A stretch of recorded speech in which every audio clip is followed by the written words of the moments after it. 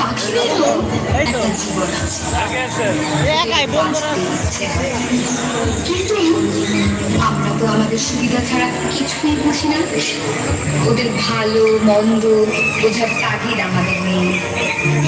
ভাবুন তো, এই মনুষ্য সমাজে ওদের অস্তিত্ব ঠিক কতটুকু?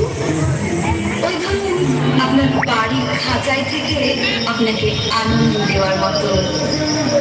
পাখিদের জীবনটা আমাদের আনন্দ দেওয়ার জন্য তৈরি হয়নি।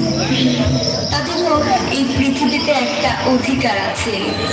এই অধিকার আমরা নিজেদের স্বার্থ সিদ্ধির জন্য কেড়ে নিচ্ছি। পাখিদের জীবন ধীরে ধীরে আমরা বিভিন্নভাবে গ্রাস করে নিচ্ছি। হয়তো একদিন এই পৃথিবী পাখি শূন্য হয়ে যাবে।